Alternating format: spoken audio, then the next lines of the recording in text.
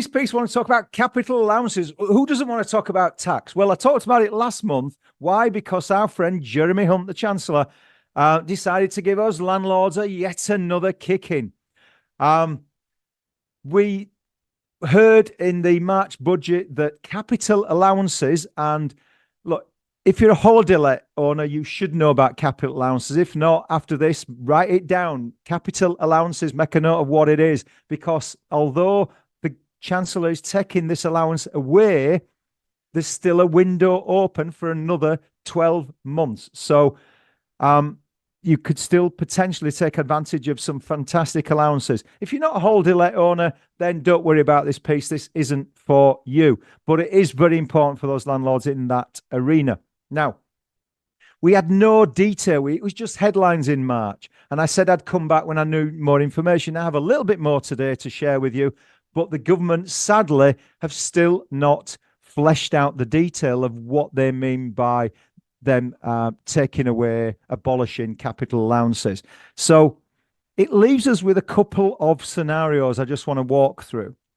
The first one is that in April 2025, which we absolutely know that they're going to pull this allowance, that will mean that even existing claims will no longer be allowed to claim. So that is one, and that's probably it is the worst case scenario. And I, as a landlord, I've got holiday lets in my portfolio. I'm currently claiming capital allowances on them. And let me give you one example to focus your mind.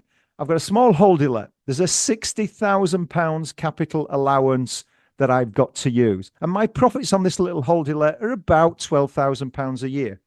So therefore, the capital allowance, I can use 12,000 of the allowance every year for 5 years, meaning I pay no corporation tax for the 5 years. Fantastic. But I'm 2 years into it. I've got 3 more years to claim. And I've got, according to Jeremy Hunt, after 1 year with the closing the door. So does that mean I'm going to lose the further 2 years? That's the bit we don't know. If they do, well, for me, I've already committed and I'm down that line. I'll make the best of what I can. If you are a holiday let owner that's just thinking about utilizing capital allowance for the first time, then my question would be, if I was you,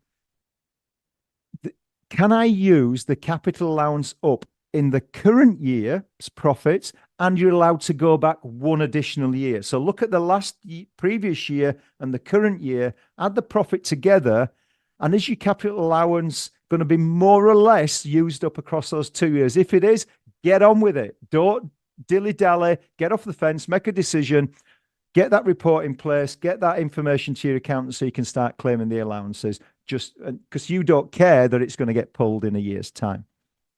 The other scenario, and actually speaking to the capital allowance expert surveyors that I do, they are suggesting, they're leaning to this being the more likely scenario, that if you've already got a claim in, they are hoping, but it's speculation, that you can continue to claim the allowance beyond the April 25 deadline, and that it'll only be for brand new claims post 6th of April 25 that will be disallowed. If that is the case, then for those guys that are sat on the fence waiting for that detail, you'll be able to get your claim in before the window shuts in just short of a year's time.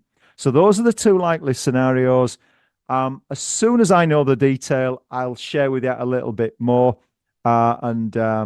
And so, again, we're all in a more informed position. So hope that's been of use to you today about capital allowances.